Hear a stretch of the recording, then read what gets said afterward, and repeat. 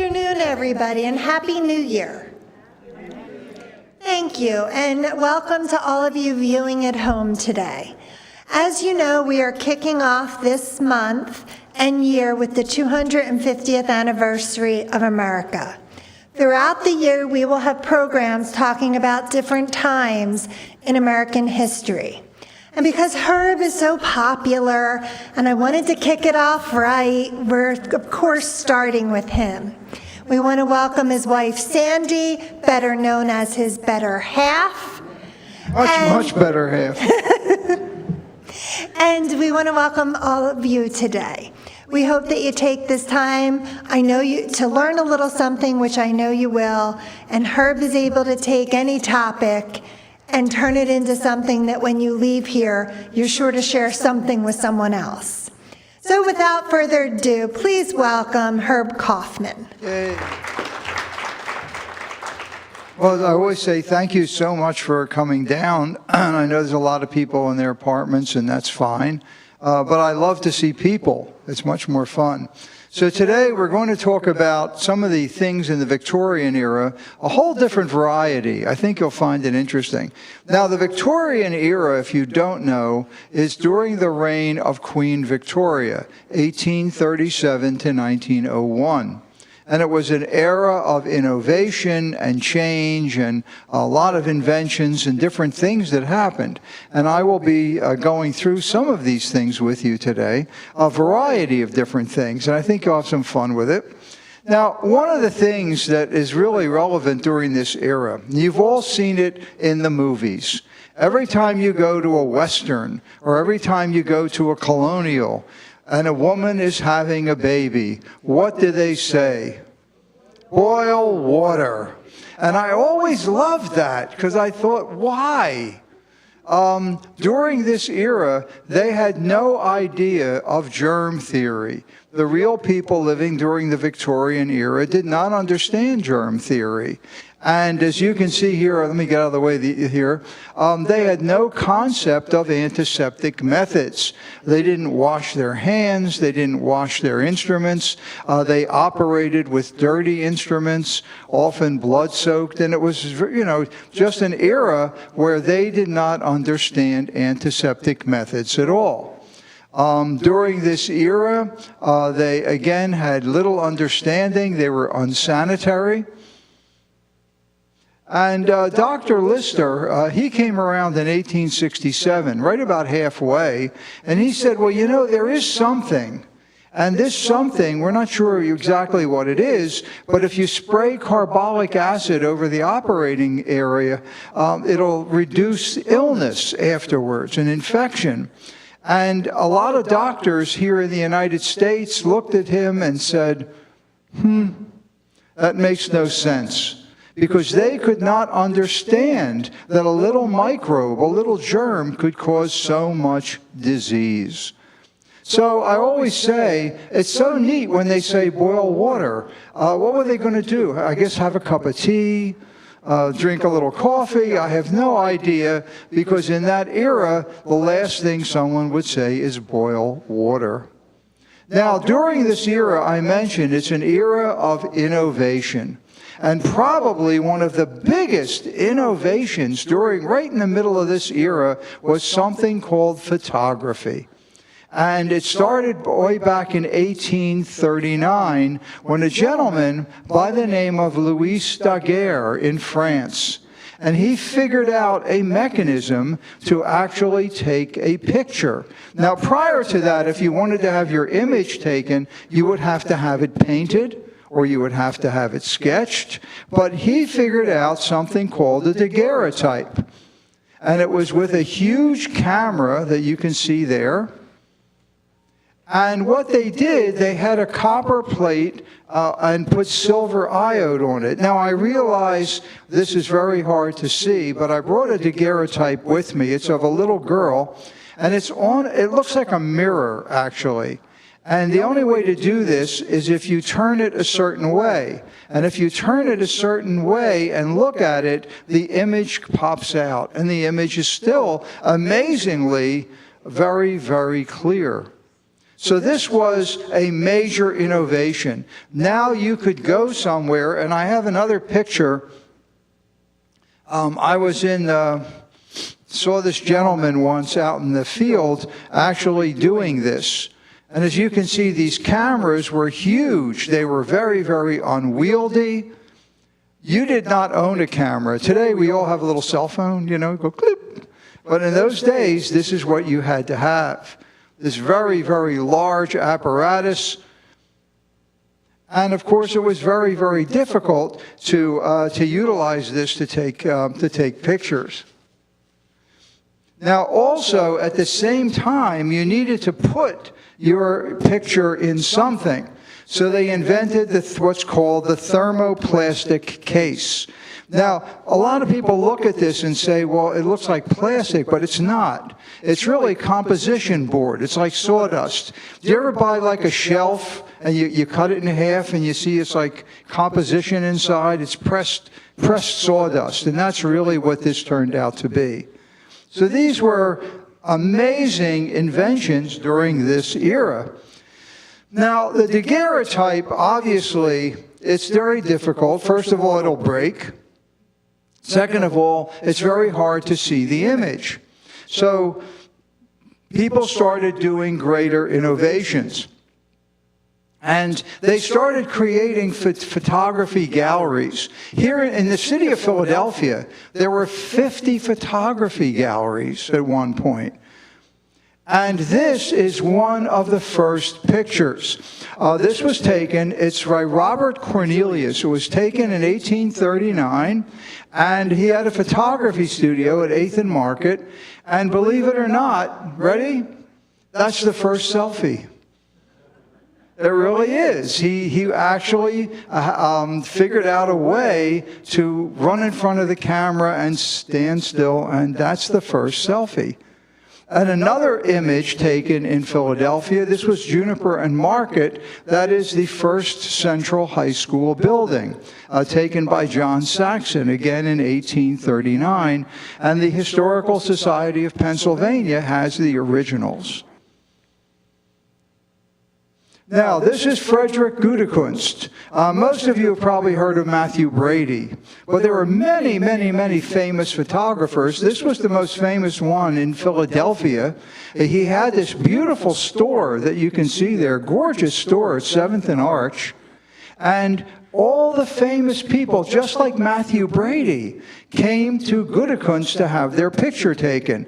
What you see there is a Gudekunst picture of a young congressman by the name of Abraham Lincoln. And then there is General Grant and Walt Whitman, among many, many, many others that came to him to have their images taken.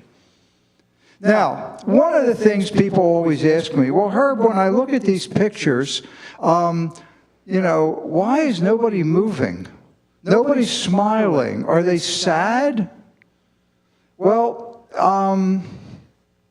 no, they're not sad. There's a number of reasons why nobody smiles.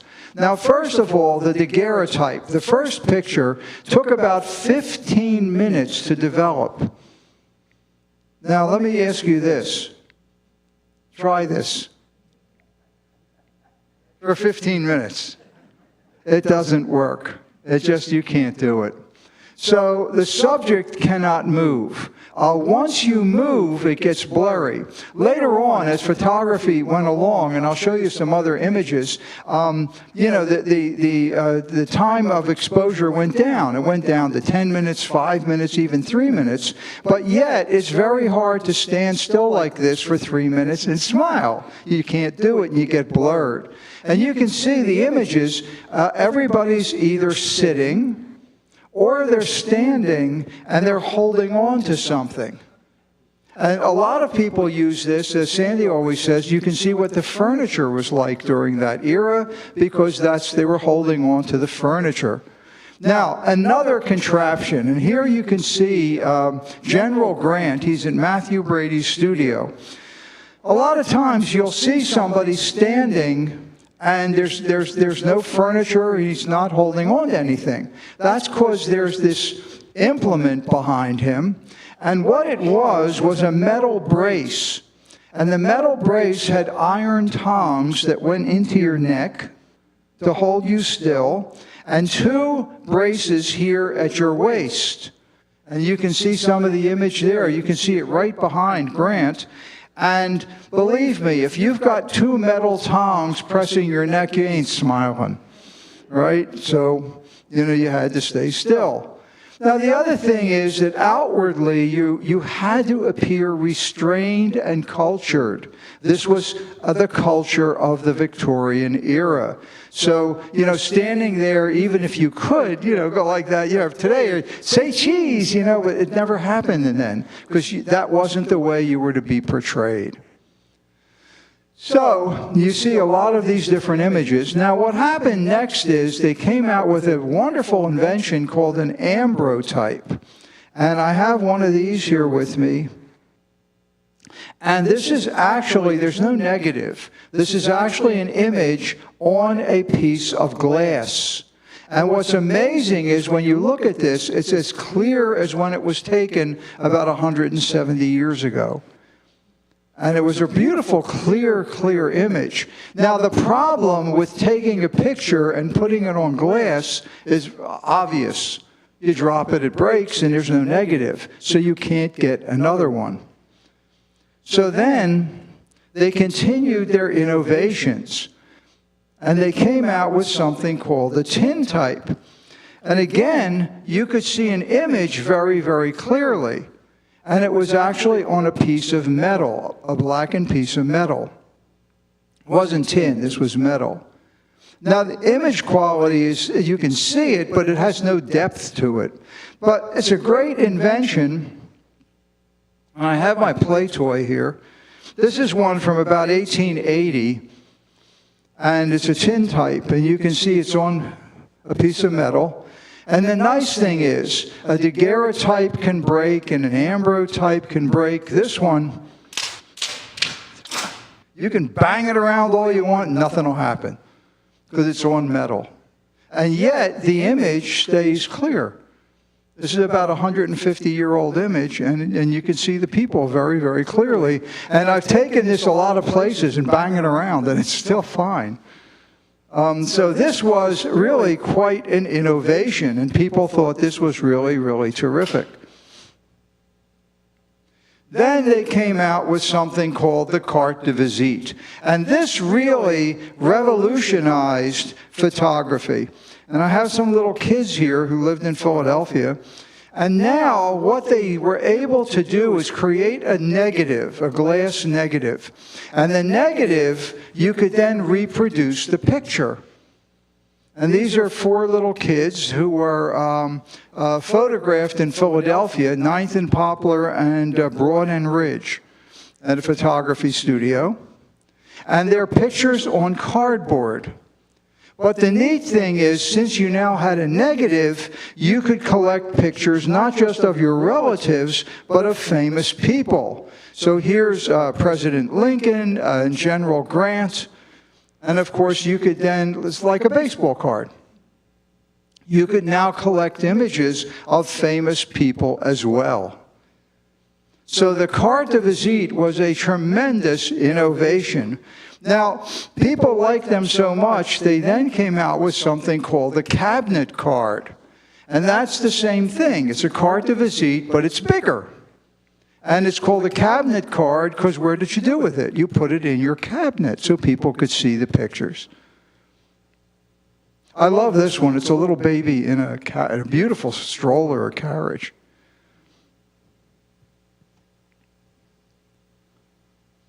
So photography then, during this, of course, it came out in 1839, and during the Civil War, it became very popular. And here are some of the famous photographers of that era. Matthew Brady is on the right, and then Alexander Gardner and Timothy O'Sullivan, and many others became very famous.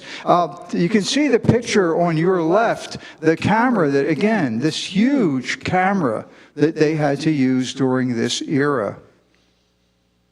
And it's for the first time they photographed the war. And for the first time, people could see the effect of a war. Now, this is a wonderful image, and this is a stereo view. Now, this is often mistaken. People call this image, and let me see. Oh, I didn't take the other one out. All right, let me pull this out here. Well, let me put it this way. It's easier. So they look at this image and they say, oh, that is a stereopticon, and it's not. I'll explain what this is. This is a stereo view. Now, the picture itself is really cool, so I have it a little bigger for you. This was taken in a little village called Hestonville, which today is West Philadelphia, and it's 54th and Lancaster. And that area, this was, you can see the woman there with a very large hoop skirt in the front. They're having a picnic. And on the table, you may not see it, someone's holding up a little girl with a little tiny hoop skirt. And it really is a wonderful, wonderful image of that era. Now, what you did to see it, now, this was another marvel. And this was called the stereo viewer. And this one's dated 1885. And what you do, and many of you have probably seen these before, you take the stereo view, you put it in there, and then you move it back and forth, and it actually blows up to 3 dimensions. And later, when we were little kids, anybody remember the Viewmaster? Yeah, right. Everybody, the whole place went like this, Sandra. Yeah, Sandy has hers from she was little. And so this became the Viewmaster. It's the same idea, exactly the same idea. And of course, this was a major innovation. This was something quite exciting, because now people, you could get pictures of your family, you could see foreign images, you could see all kinds of neat things on these stereo views. Whoops. And here is a picture we like to use. It shows you a young woman in her hoop skirt wearing very fancy clothes, and you can see the furniture also that surrounds her. Now, during this era, a lot of people make a mistake. They call these stereo views stereopticons, which is wrong. This is a stereopticon, and another word for it is magic lantern. We have a word for it as it grew up. It's called slide projector.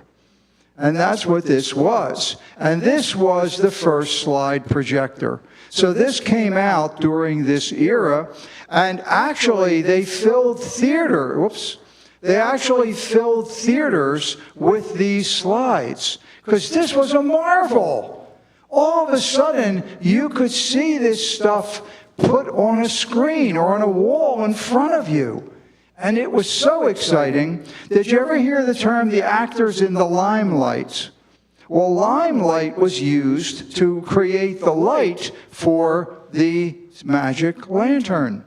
It was a piece of limestone, and it burned gas, and that's created the light that then you could broadcast up on the screen. So after a while, these changed. They used kerosene, and then, of course, finally, they used electricity. And this was a modern marvel. And what they then did, there was a huge industry of creating these slides. This is one example.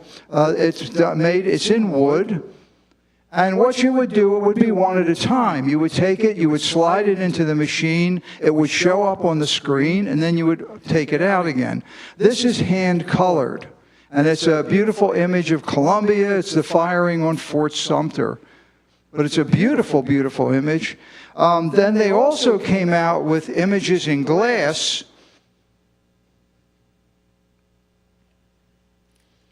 And here's one, just a quick image. It's just the American flag. But again, these were magic lanterns. Also, the other term for them was stereopticon.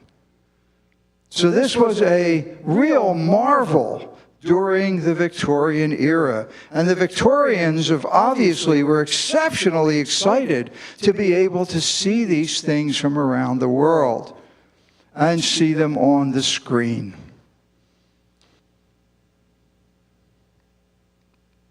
So now I want to talk about William Mumler.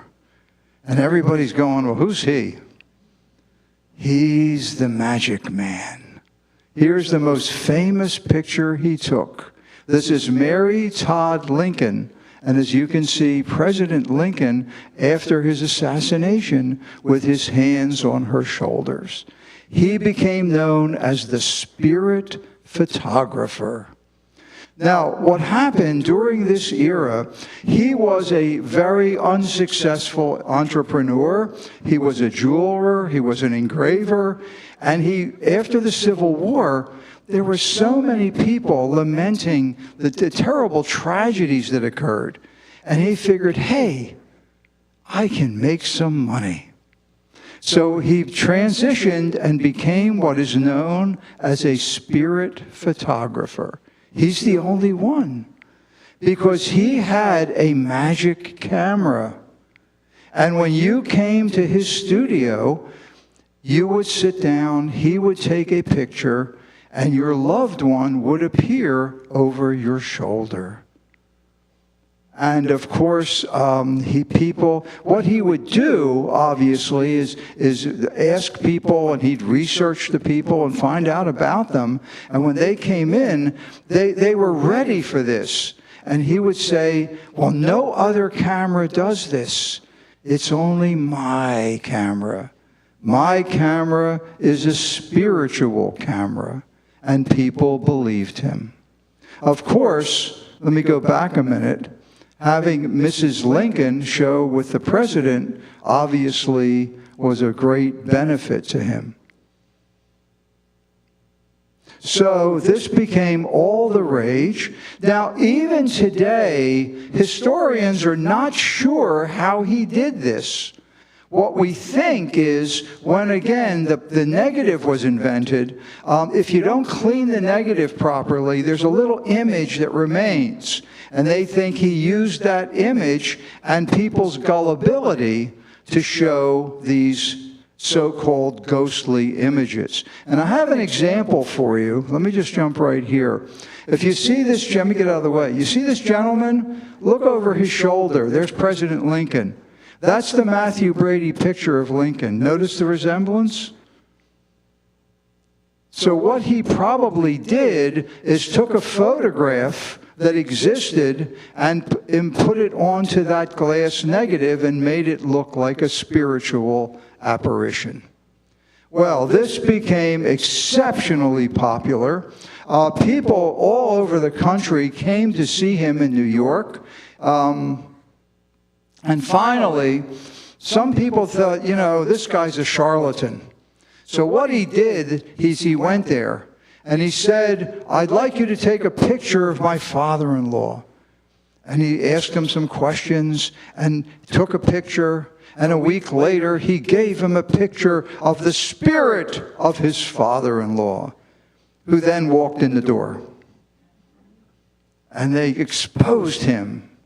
And he was arrested.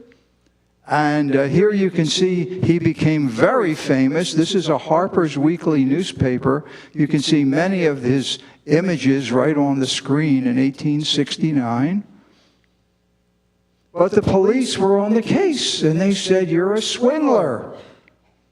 Well, he went to trial, and the judge ruled there was insufficient evidence. So he was released, but obviously his business suffered, and William Mumler disappeared into history, just like his ghostly images. Isn't that a cool story? It's a Halloween story, I guess. I don't know. Now, somebody asked me this short time ago, hey, Herb, we see all these pictures, and these men are all standing like this. Why is that?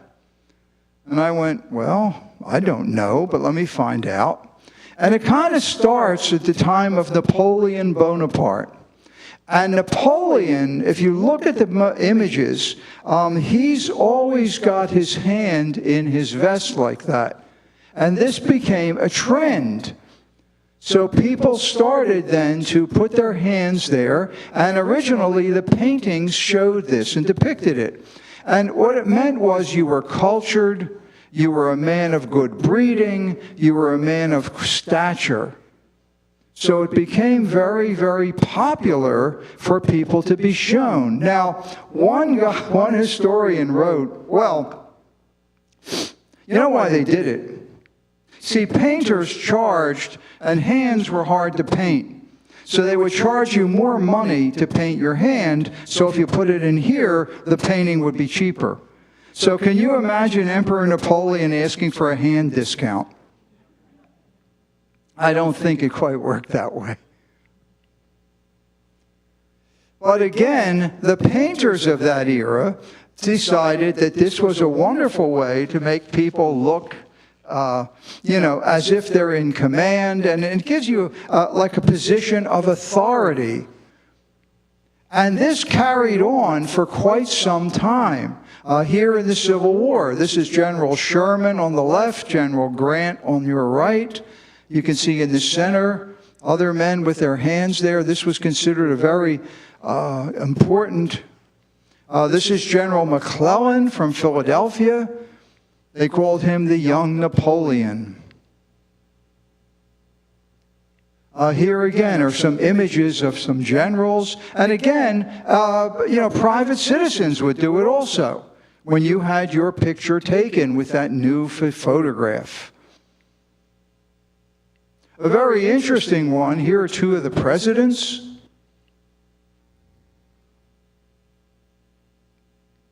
And little Johnny Clem, who fought at the Battle of Chickamauga.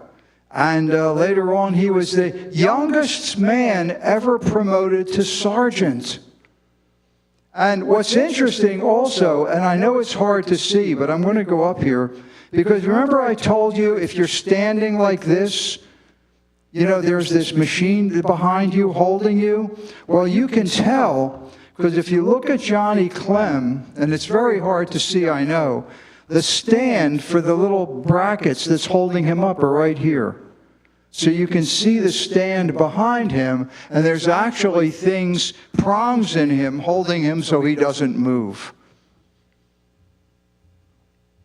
Well, after the Civil War, this kind of evaporated. And politicians, soldiers, whatever, really stopped doing it. And they stopped putting their hands in their waistcoat. Except I've done some research, and in World War II, there was one person who thought this was a real good pose. Joseph Stalin. And then, in my research, I found there's a rather modern individual who thinks this is also a great pose, and that is Prince Harry. And there are numerous pictures of Prince Harry with his hand in his waistcoat.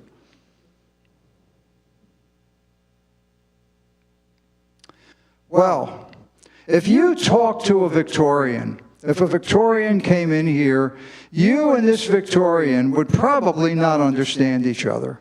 And they would be using an awful lot of words that honestly we don't use today. So I want to show you just a few of their language. You ready for this? How about coffee sisters? Women who gossip. I bet there's coffee sisters in this room. How about doing the bear? Hugging a woman. He's doing the bear. I love this. He's wearing his hat in a slantendicular fashion. Isn't that cool? How about this charlatan hornswoggled me? How many of you have been hornswoggled lately?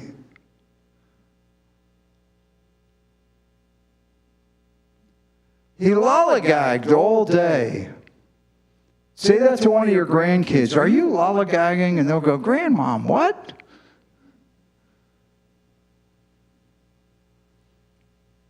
The party was tickety-boo, meaning you had a great time. It was fun. It was an enjoyable party.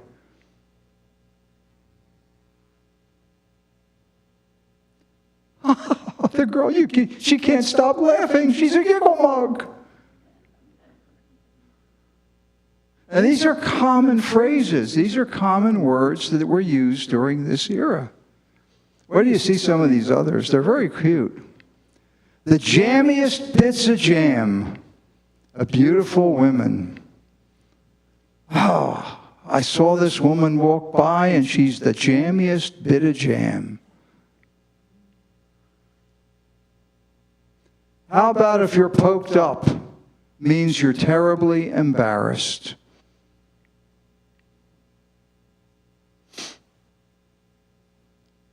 I like this one. Sponge it out, meaning forget it.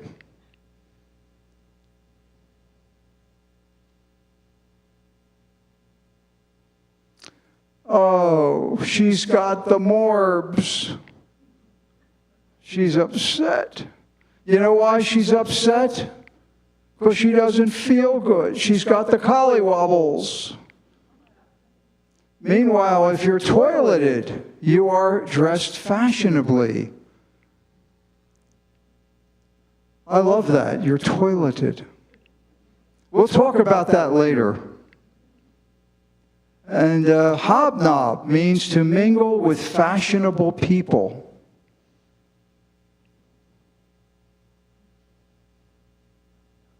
And again, the collywobbles, you're sick to your stomach. You got the collywobbles.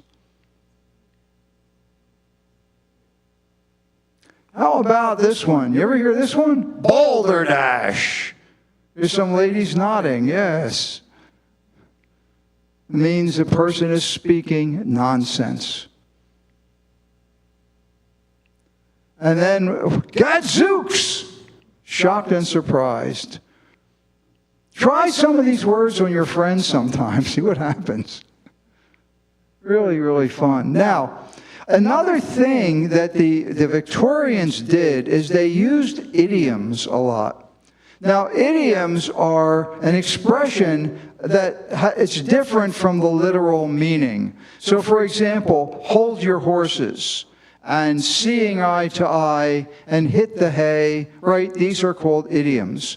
Now, I'm going to use something because a lot of people had, some of these idioms, and they're modern. A lot of people use them.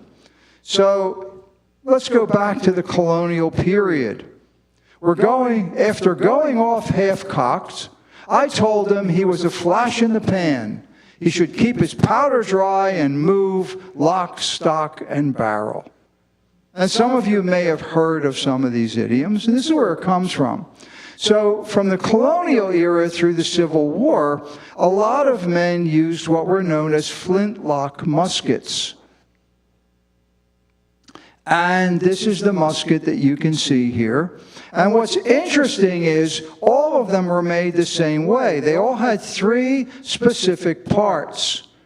And that is the lock, the stock, and the barrel. So the idiom, are you packed up? Lock, stock, and barrel comes from either the pistol or the rifle that was a flintlock used during the colonial era. Yes, I'm packed at lock, stock, and barrel.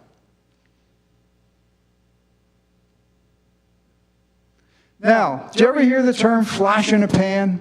That means somebody who had, real greatness for just a second and then kind of disappeared. And that comes from the flintlock musket also. Because right in the center, I'm going to go up here and show you. Right here is a pan. And what you would do, let me go back a minute, you would take some black powder and put it in this pan, and then there's a flint here. And the idea is the flint comes down, hits this thing called the frizzen, shoots a spark into the pan, that explodes, and then the bullet will come out. But when you cock the weapon, if it goes off prematurely, it's called a flash in the pan. And here you can see Julie Andrews. I thought it was all a flash in the pan. It wasn't until Broadway came along and I felt that I had really made it. So she thought she was a one-hit wonder till she got onto Broadway. Now, another thing that comes from the musket is something called keep your powder dry, which means back up, take it easy. And this really dates back again to the just early Victorian era, 1830. And it means be patient and be ready for any contingency. Trust in God, but be sure to keep your powder dry. And then the half-cocked. You ever hear of a kid going off half-cocked? Shooting his mouth off? Again, these are old Victorian terms. We don't use them anymore. But again, that comes from these old rifles. Basically, again, when you turn the hammer back, if it goes off prematurely, it goes bang before you're ready, and that's going off half-cocked, shooting your mouth off. And this is Peter Benchley, the man who wrote Jaws, and his comment. Look, Chief, you can't go off half-cocked looking for vengeance against a fish. The shark isn't evil. He's not a murderer. He's just obeying his own instincts. Trying to get retribution against a fish is crazy. But it's going off half-cocked. So these things all go back to the old weapons that were used during the American Revolution. So let's have a cocktail. And this is Queen Victoria, and she said on alcohol, total abstinence is an impossibility, and it will not do to insist on it as a general practice. Now, during the Victorian era, people did not drink water, especially in the cities. Water was terribly polluted. People realized you got sick when drinking water. So what they would do is mostly drink other things. Now, one of the things they drank is milk. Now, if you were in a farm, it was pretty clean. It wasn't too bad. In the city, of course, it was because of poor sanitation and contamination. And not, even that. Children were given a concoction called posset, warm milk with ale or wine, sugar, and spices. But a better alternative even than milk was beer and tea. Beer was very, very popular because, again, it's boiled and fermented and the germs are killed. So you had beer and ale were much safer than water. Children drank a small beer, they called it, with low alcohol content, and ginger beer, which was fermented non-alcoholic beer. And today, that's become a big thing now. You can go over to the wine store and whatever and get non-alcoholic beer and non-alcoholic wine. Like, wow, here's an innovation. It goes all the way back to the Revolution. Boiling water for coffee and tea made those beverages safe to drink.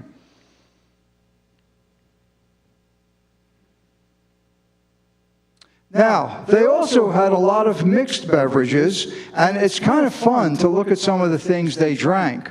How about a hot milk punch? Milk, brandy, rum, sugar, spices, and sometimes fruit. Ask him for that for dinner tonight. Tell him you want a little hot milk punch. An apple toddy with brandy, sugar, and a baked apple. That looks good. And how about brandy and ginger ale? It's called a horse's neck. One of the more interesting things is that a gentleman by the name of Jerry Thomas, he invented the cocktail. Today, of course, and in those days it was called a cocktail, which is based on the French word. And he wrote the first bartender's guide in 1862. And the bartender's side defined a cocktail as a stimulating liquor composed of spirits of any kind, sugar, water, and bitters. So you know what Sandy always says to me, right? Everything's an invention. And he invented this drink. This is really dangerous. I would not recommend this. It's called the Blue Blazer. They took whiskey, lit it on fire, and you shuffle it from one vessel to another. I'm not sure how safe that is. But it created we're all fancy if you see a bartender do that. Probably burn the building down, but who knows. Then, other Victorian cocktails. White tiger's milk, applejack, peach brandy, aromatic tincture, sugar, white of an egg beaten. How about hot beef tea? Sherry, a beaten egg, and beef tea? Ugh. Or the porter cup, porter, beer, ale, and brandy, ginger syrup, sugar, nutmeg, and soda. You know what a lot of people say? The founding fathers were all stoned. They were drunk. But this was very common in this era to drink these various types of cocktails. Very unusual stuff. I can't imagine, by the way, porter, beer, ale, brandy together. But it is what it is. Now, the Victorian era. I mentioned it's an era of innovation and invention. So I want to show you just a few of these innovations. How about the sunshade hat? You can open up your umbrella on top of your head. These are real. I do not make this up. This is actually an illustration from that era. Again, umbrellas were called rain nappers. Take out your rain napper. How about the electric hat to cure your headache? Just put it on. There was a battery in there. And then it's exciting.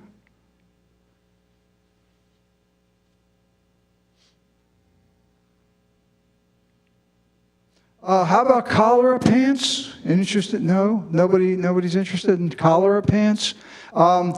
People believe that illness came from bad smells in the air called the miasma, and they actually designed these pants saying that this would keep your bowels warm so you wouldn't get sick.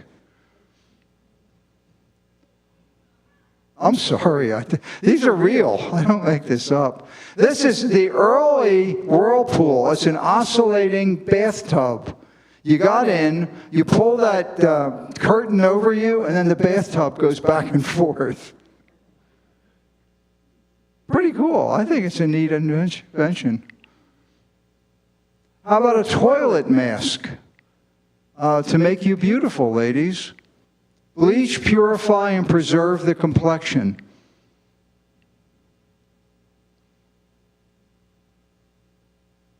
Then there's something called the velocipede. It sounds like a dinosaur, doesn't it?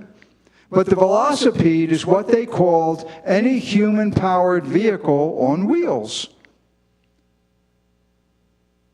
And early on, there were varieties of these. Now, the first bicycle was invented in Germany in 1817, and it was called a running machine. And then they came up with all kinds of these things. This is called a waltzing cycle. And to get your exercise by going across the lake, you had an aquatic velocipede. I can't imagine that thing would work, but there it is. Now, the family velocipede, which is really cute, you see them down the shore now. Everybody thinks that's an innovation, right? It's a little cart with little kids on the front. And then, now the bike that you see there, this is not a unicycle. It is misidentified. A unicycle is one wheel. This is called a penny farthing. And it was invented in England in 1871 by a man named James Stanley. And it has a large front wheel like an English penny and a small back wheel like an English farthing. It's actually called a penny farthing. They became very popular, a major trend among especially wealthier men, and it made it easier to travel because it absorbed the bounces. And the way you would get on it is you would put this bike next to you, you would run, throw yourself over the seat, and go off you go. Now, you had to be in good shape to do that. You would run next to it and then hop on. Now, the modern bicycle was introduced in the 1880s, again in the Victorian era. Originally, it was called a safety bicycle. Now, the reason it was called a safety bicycle, obviously, this was pretty dangerous. And they then came up with what we today is the modern bicycle, invented around 1880. Okay, ready for this? Relieve yourself Victorian style. Did I do that politely? Of course, they, Victorians, there was no bathroom, so you used a chamber pot. Now, chamber pots became works of art. And people, they were beautifully designed. And there's actually some chamber pots where they put pictures of people in the bottom, people you didn't like. No, seriously. And then you could do what you need to do and say, gotcha. Of course, wealthy people put them into furniture. And if you go to a lot of these old homes and everything, you often see a piece of furniture, and if you lift it up, you'll see it's a chamber pot. Of course, wealthy people, people then had the outside privy or necessary. And if you were really wealthy, you could do a beautiful one. You could fix one up real nice in your yard. Very attractive. Now, no single person invented the toilet, but it started with this gentleman. His name is John Harrington. And he was a cousin of Queen Elizabeth I. And he came up with the first flushable toilet. Of course, this is before the Victorian era, but that's the first one. So when the Queen came to visit, you believe it or not, he used 7.5 gallons of water to go through this little system. Now, did you ever hear of going to the John? That's where you get it from. It's John Harrington, the guy who invented this for Queen Elizabeth. And people said, well, I'm going to the John. That's John. Now, where else would you learn this stuff, right? Aren't you glad you came down today? I got a better one for you. This is Mr. Crapper. There he is, Thomas Crapper. Now, he did not invent the toilet. What he invented was a showroom for toilets. He invented the first, plumbing showroom where he had toilets and other plumbing devices. So that was his name. So he put on the toilets that he made, it would say T. Crapper, and of course, we get the crapper. Aren't you glad you came today? All right.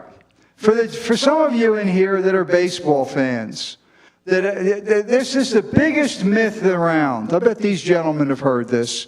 Who invented baseball? Abner Doubleday. A lot of the myths about that. And this is really hilarious because nothing could be further from the truth. This is Abraham Mills on the left. He was the baseball commissioner back in 1905. And this is Mr. Spaulding, who he made the gloves. And he decided that baseball, there was a rumor it was started by the English. Well, he wanted baseball to be an American game. So he found a witness named Abner Graves. And Abner Graves said to him, "Hey, I was there. I saw the first baseball game, and a guy named Abner Doubleday invented the rules." And Mr. Mills said, "Great." And that became part of history. Do you know in Cooperstown Hall of Fame, for years, they showed Abner Doubleday inventing baseball. Now, the only problem is that Abner Graves would have been 5 years old at the time, and he was actually insane. He ended up murdering his wife and died in an insane asylum in 1926. Not the best witness. Now, here's poor Abner. Now, Abner, at the time this allegedly occurred in 1839, he was a plebe at West Point. And I don't believe West Point superintendent would have said, "Abner, you can take the summer off and go invent baseball." It simply didn't happen. Also, he wrote memoirs, he had journals, and he never wrote anything about inventing baseball. It's just simply a myth that was created early on. So when Abner Graves made this crazy testimony, no one did a fact check, and Abner Doubleday went into history as the man who invented baseball. And notice the wonderful picture of him with his hand in his vest. Now, here's an early baseball team in Philadelphia before the Phillies. It was called Town Ball, and this was the Olympic Ball Club. Don't they look dashing?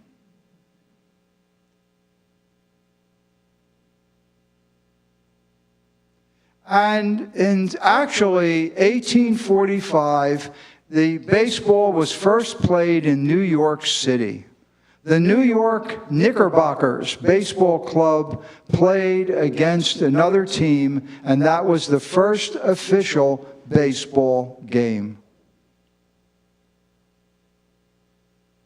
And then the rules that we have today were created around 1858 by the Massachusetts Association of Baseball Players.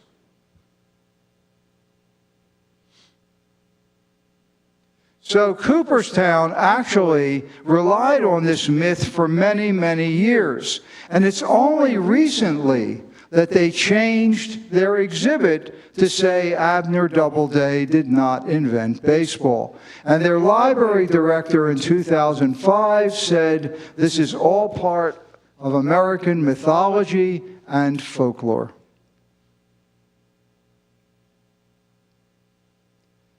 And then the last thing I want to talk about, this is one of my favorites. Most of you know I love history.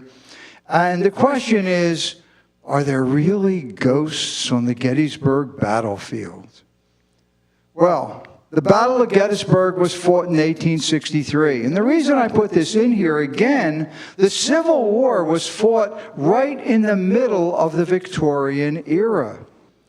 And this, of course, was the largest battle ever fought on American soil. Lasted for 3 days, tens of thousands of casualties. And of course, today, there's a huge ghost business in Gettysburg. You can take ghost tours, you can take ghost walks, and everybody's walking around saying, now I got to tell you the truth. I've been to Gettysburg quite a bit. Sandy went with me quite a bit. I hate to do this to you, but I've never met a ghost. However, I was curious as to why there's suddenly ghosts at Gettysburg. Now, if you go back into history, which I like to do, I find that there were many people who visited the battlefield. As a matter of fact, after the Battle of Gettysburg, for years, millions of people would visit the battlefield every year. And many veterans returned. They held reunions, remembrances, pictures taken all over. There's many, many pictures of people visiting the battlefields. And of course, with all that commercialism came the battlefield guides, the books. And you know what? Not one of these books mentions the ghost. Not one doesn't appear anywhere in these old books back in the 1870s, 1880s, 1890s, 1900, 1910. Still no ghosts. So where did they come from? Again, there were no soldier apparitions, no phantom regiments, no ghostly spirits. They didn't exist. Until Mark Nesbitt came along. He was a National Park Service ranger. And I guess he figured, you know what, why not? So he published a little book called Ghosts at Gettysburg. You cannot believe it. This was 1991. This thing sold millions of copies. Suddenly, 1991, the ghosts got up and said, "We're back." And suddenly, ghosts started to appear at Gettysburg. There were then ghost books. He's up to volume 8. There were ghost DVDs. There were tours. There were all kinds of issues of meeting the ghosts, of ghostly apparitions, ghostly regiments, ghostly pictures. But none of them appeared until 1991. And so, if you go to Gettysburg and you hear about ghosts, you can thank Mark Nesbitt. They call him today the Ghost Man of Gettysburg. So there you go. I hope you found it interesting. I hope you had a little fun with this today. And now you know what it means to go to the John, right? Where else would you learn this? So thank you so much for coming down today. Thank you for everybody in their apartments. Anybody have any comments or questions, or are you just completely shocked by what I told you? Oh my God, I think I wore you out. All right, well, Heather, thank you very much for inviting me again. So I'll be back. As Heather mentioned, we're going to, this is the 250th anniversary, and I will be doing some Revolutionary War history for you. So I think you'll find it interesting as well. So thank you all for coming down today, and everybody in their apartments for watching. Thank you.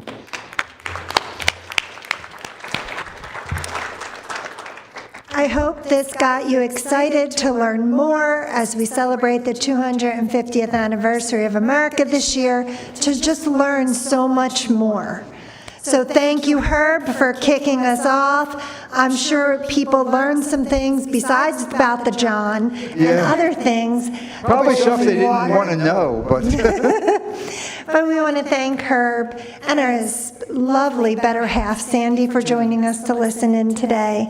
And we hope all of you have a wonderful new year and kick it off right this weekend. Absolutely. Take care. Thank you all. By the way, if you want to come up and take a look at some of these pictures closer, feel free. I'll be glad to show them to you.